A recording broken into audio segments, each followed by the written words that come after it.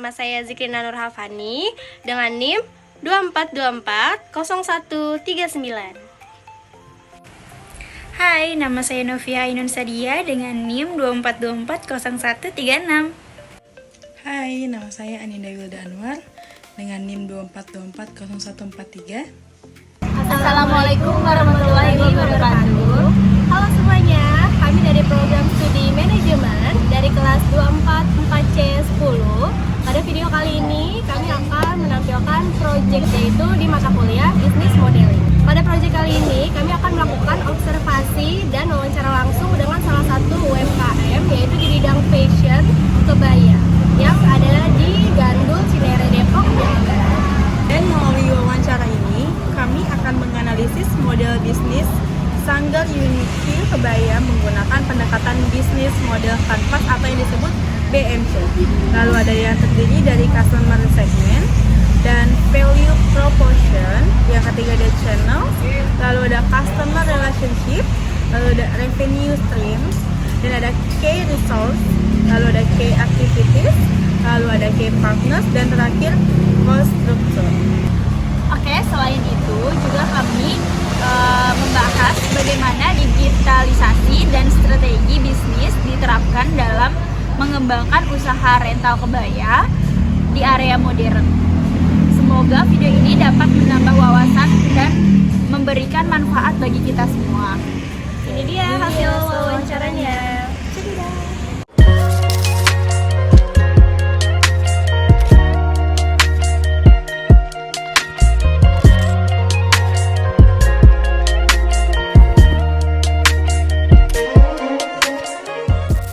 Jadi saat kita udah nyampe di Sanggar Uni, Galeri Air Studio Makeup.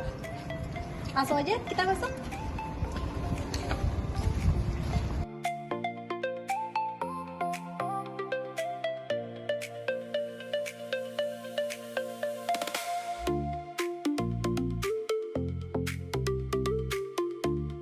Halo guys, sekarang kita udah sampai nih di tempat yang punya pengusaha bisnis kebaya yang sudah berjalan selama kurang lebih 35 tahun. Karena aku sama siapa?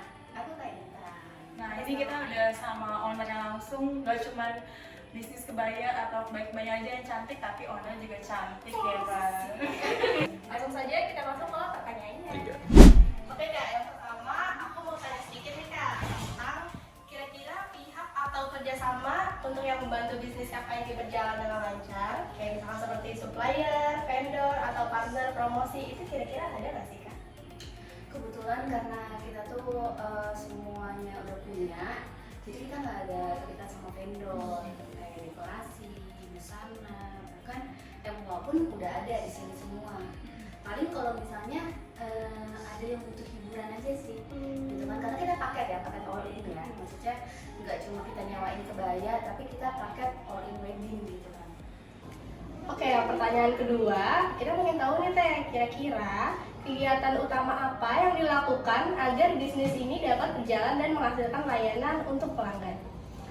Kalau buat bisnis ini berjalan, biasanya kita tuh lebih ke promosi ya, kayak di medsos gitu kan. Karena apa sih, sekarang kan medsos itu kan ini gencar banget ya.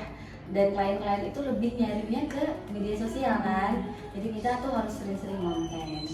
Oke, untuk pertanyaan ketiga, kita mau tahu nih sumber daya apa yang paling penting dalam menjalankan bisnis kebaya ini? Kalau untuk pembuatan kebaya, sebenarnya itu kita tergantung request dari konsumennya itu sendiri gitu kan. Dia mau modelnya apa gitu kan ya. Oke Kak, selanjutnya apa aja sih tantangan yang terbesar nih dalam menjaga kualitas koleksi dan operasional bisnis kakak?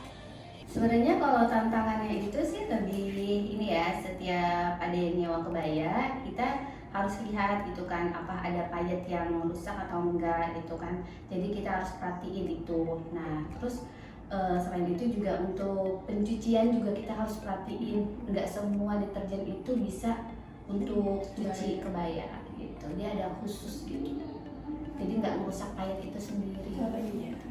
Oke, selanjutnya apa yang membedakan kebaya usaha kakak ini dengan rental kebaya lainnya? Kalau untuk yang membedakan ya, kita tuh ada dua jenis kan, ada kebaya reguler sama premium. Kalau yang reguler itu ya bahan dan materialnya itu yang biasa, kalau yang premium itu yang berkualitas gitu. Selanjutnya, nilai atau pengalaman apa yang ingin diberikan kepada pelanggan saat menyewa kebaya dari usaha kakak ini? Alhamdulillah ya, setiap pelanggan yang nyewa di sini ngerasa puas dengan pelayanan dari tim kakak. Jadi di setiap pelanggan yang kesini itu selalu kita jadwalin untuk fitting, dan jika mereka hanya nyewa kebayanya aja, kita sediakan tim wardrobe di lokasi yang standby sampai acara itu selesai. Gitu. Dan alhamdulillahnya setelah mereka melakukan penyewaan, semuanya testimoninya positif. Selanjutnya, bagaimana cara menangani komplain dan menjaga kepuasan pelanggan agar melakukan repeat order di usaha kakak? Kalau untuk menangani komplain ya, biasanya saya tanya dulu apa yang dipermasalahkan gitu kan. Dari itu baru kita bicarakan secara kekeluargaan gitu. Dan biasanya kakak kasih diskon atau potongan harga karena mungkin ada kesalahan dari tim kakak yang lalai atau gimana gitu kan, sehingga kita hubungannya juga tetap menjalin silaturahmi ya baik gitu. Selanjutnya aku mau nanya nih ke gantian, channel apa aja yang sering kakak gunakan untuk mempromosikan usaha kakak? Kalau untuk channel yang media promosi ya, kakak tuh pakainya itu Instagram sama TikTok. Dan karena itu kan yang lagi booming banget sekarang kan, viral. FYP lah. Iya, kayak gitu kan. Biasanya pengantin itu atau calon-calon penyewa kebaya itu ya referensinya pasti Instagram, TikTok gitu kan. Jarang kan kalau ke YouTube. Benar. Iya kan. Terus channel mana sih kak yang paling berpengaruh di buat promosi kakak?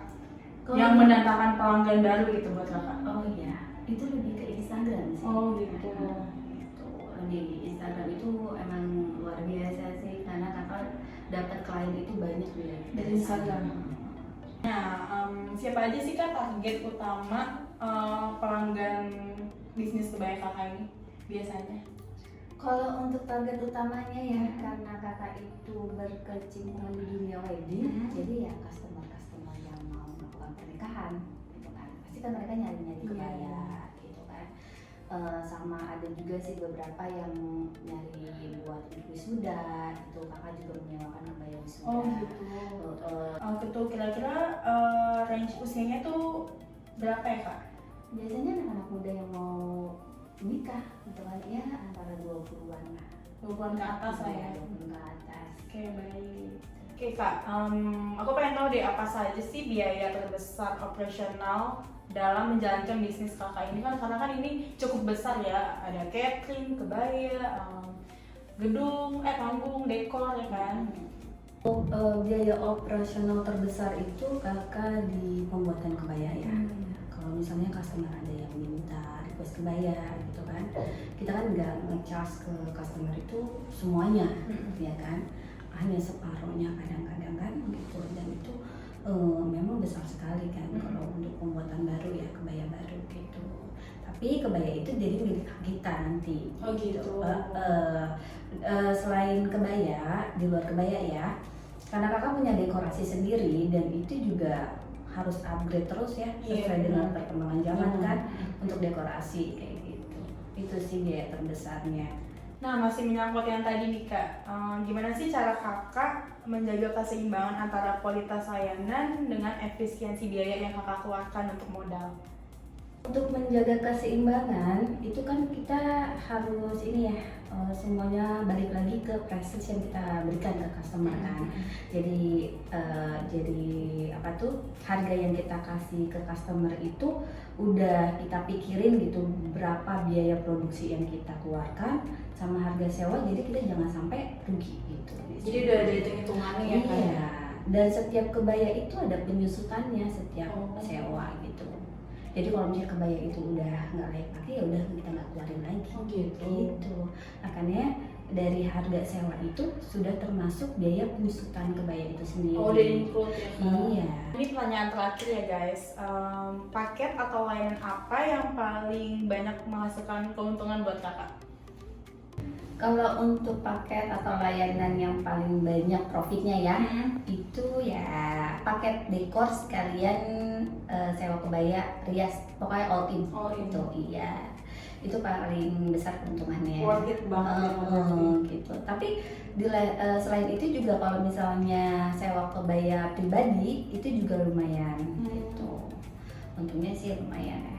Nah guys, baru aja kita saksiin wawancara tadi terkait bisnis fashion, lalu ada catering, ada dekorasi, dan Kak Intan tuh udah ngejalanin bisnis ini 35 tahun, itu cukup lama sih.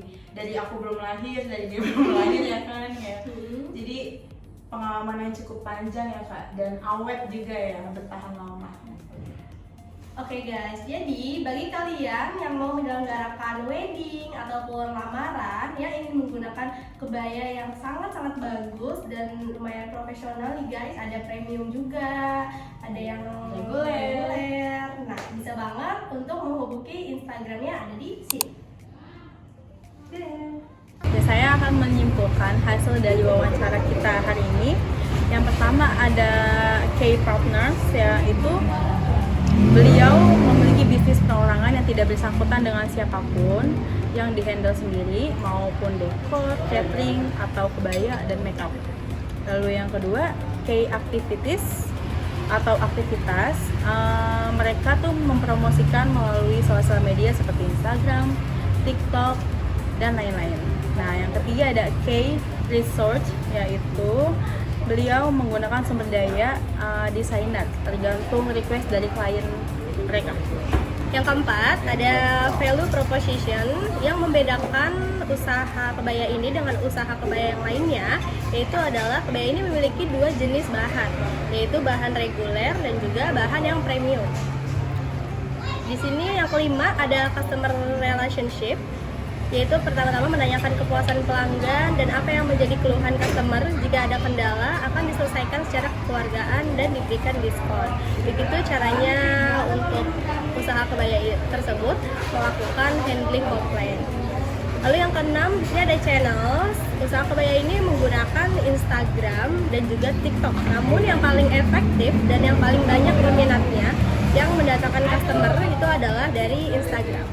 Oke, yang ketujuh ada customer segment. Target utamanya yaitu siapapun orang yang ingin menyelenggarakan wedding atau lamaran dengan rentang usia 20 tahun ke atas. Di sini nomor 8 ada cost struktur biaya yang paling besar, yaitu kebayanya sendiri dan dekorasi karena harus mengikuti perkembangan zaman. Ke-9 itu ada revenue stream, yaitu sudah all in sama mencakup dekor, sewa kebaya, catering, dan makeup. I just had to let you know you're